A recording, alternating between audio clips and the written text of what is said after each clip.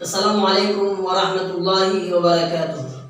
সম্মানিত দিনী ভাই ও বোনেরা, আপনারা যারা আমার এই ভিডিও দেখতেছেন তাদের প্রতি রইল আমার আন্তরিক অভিনন্দন ও ভালোবাসা। সম্মানিত দিনী ভাই ও বোনেরা, আমরা আজকে আপনাদের সামনে যে ভিডিও নিয়ে হাজির হয়েছি সে ভিডিওর বিষয়বস্তু হচ্ছে বদনজরে আক্রান্ত হওয়ার লক্ষণসমূহ। যে সমস্ত লক্ষণগুলো আপনার মধ্যে দেখা দিলে পরে আপনি বুঝতে পারবেন যে আপনি বদনজরে আক্রান্ত আছেন, আমরা সে বিষয় নিয়ে আলোচনা করব। এক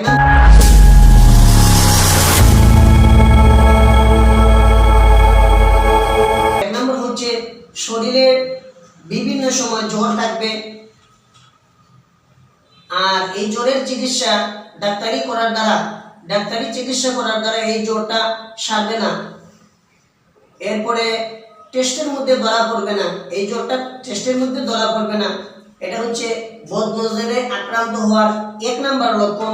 2 নম্বর লক্ষণ হতে পারে একের পর এক রকমারি বিভিন্ন ধরনের অসুখ বিসুখ লেগে থাকা, অর্থাৎ একটা অসুস্থতা সারার সাথে সাথে আরেকটা অসুস্থতায় আক্রান্ত হওয়া। এটা হচ্ছে বদনজরে আক্রান্ত হওয়ার 2 নম্বর লক্ষণ। 3 নম্বর লক্ষণ হচ্ছে সাধারণ রোগ ব্যাধি, সর্দি, কাশি, ডায়রিয়া ইত্যাদি বিভিন্ন ধরনের দীর্ঘদিন চিকিৎসা করানোর পরেও এগুলা সুস্থতা না আসা এবং ঔষধপত্র এই ওষুধে কাজ না করা। 4 নম্বর লক্ষণ হচ্ছে পড়াশোনা বা কাজে কোনো মন না বসা, নামাজ বলেন, জিকির বলেন বা বিভিন্ন জিনিসের আগ্রহ যে জিনিসটা ছিল ওইটা হারিয়ে ফেলা, মনোযোগ বলতেই নাই, কোনো কাজের মধ্যে মনোযোগ আসে না। এটা হচ্ছে 4 নম্বর কারণ। বদনজরে আক্রান্ত হওয়ার 4 নম্বর লক্ষণ থাকতে পারে। আর 5 নম্বর হচ্ছে প্রায় সময় অধিকাংশ সময় আপনার শরীরটা একেবারে দুর্বল মনে হবে, এরপরে সর্বদা বমি একটা ভাব লেগেই থাকবে। এটা হচ্ছে 5 নম্বর লক্ষণ। 6 নম্বর লক্ষণ হচ্ছে সব সময় ঘুম একটা ভাব থাকবে, অর্থাৎ যেমন ঘুম হয় নাই, সারা রাত ঘুমানোর পরেও যেমন ঘুম হচ্ছে না এমন একটা ভাব থাকবে। সারাদিন হাই ওঠা, যেমন এটাকে হাই বলা হয়, সারাদিন হাই উঠে, প্রায় সময় হাই উঠে।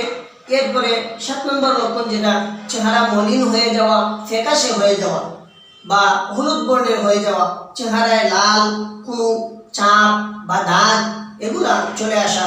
এরপরে 8 নম্বর লক্ষণ যেটা সেটা হচ্ছে ক্ষুধামান্দা বা খাবারে রুচি চলে যাওয়া, অর্থাৎ খাবার খাইতে ভালো লাগে না, রুচি লাগে না, মজা লাগে না। এই সমস্ত লক্ষণগুলো দেখা দিলে পরে আপনি বুঝতে পারবেন বদনজরে আক্রান্ত হয়েছেন। 9 নম্বর লক্ষণ হচ্ছে অহেতুক মেজাজ বিগড়ে যাওয়া, অর্থাৎ মেজাজ নষ্ট হওয়ার যে কারণ, এই কারণ ছাড়া অনর্থক মেজাজটা নষ্ট হয়ে যায়। সাধারণ জিনিসের মধ্যে রাগ উঠে পড়ে। এরপরে 10 নম্বর লক্ষণ যেটা সেটা হচ্ছে বুক ধড়ফড় করে, দম বন্ধ হয়ে যাচ্ছে, দম যেমন বন্ধ হয়ে যাচ্ছে, এইভাবে একটা অস্বস্তি লাগে, যে অস্বস্তিটা মানে সহ্য করার মতো না, এইভাবে এমন একটা অবস্থা দাঁড়িয়ে যায়। 11 নম্বর লক্ষণ হচ্ছে কাঁধ ভারী হয়ে যাওয়া, অহেতুক মাথা ঝিমঝিম করা, কোনো কারণ ছাড়াই মাথা যেমন ঝিমঝিম করে, এই সমস্ত লক্ষণগুলা 11 নম্বর লক্ষণ হচ্ছে এটা। 12 নম্বর লক্ষণ হচ্ছে পেটে প্রচুর গ্যাস হওয়া, পেটের মধ্যে প্রচুর গ্যাসের ওষুধ খাওয়ার পরেও এই গ্যাসটা সারে না। সবসময় গ্যাসের ওষুধ খাওয়ার পরেও পেটের মধ্যে যেমন অনেক গ্যাস রয়ে গেছে, এইভাবে মনে হওয়া, ওষুধ খেয়েও কোনো ফায়দা না পাওয়া।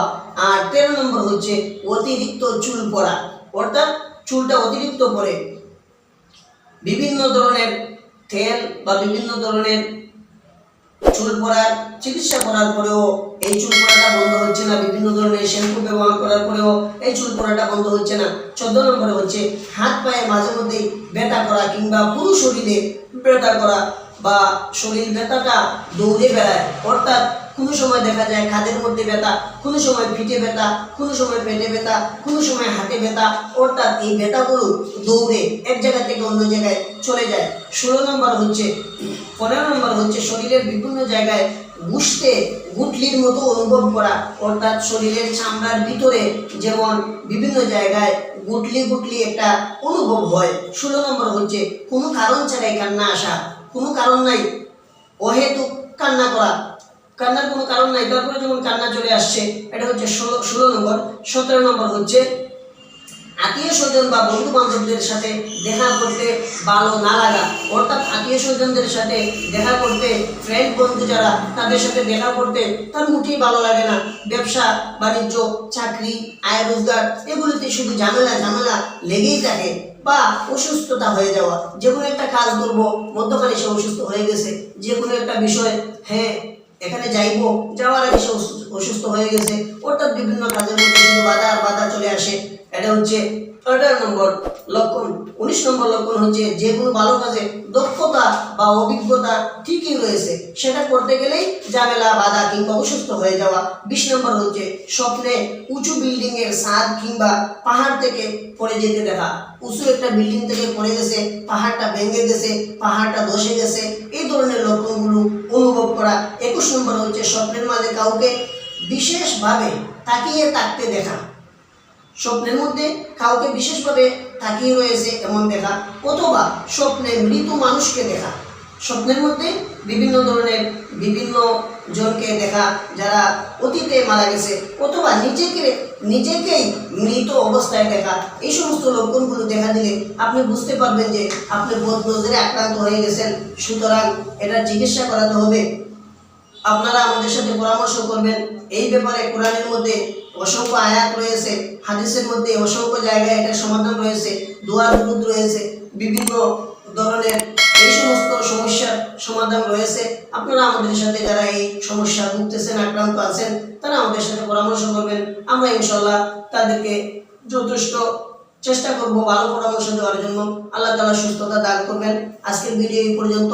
সবাই ভালো থাকেন, সুস্থ থাকেন, আমাদের জন্য দোয়া করবেন। আসসালামু আলাইকুম ওয়া রাহমাতুল্লাহি ওয়া বারাকাতুহু।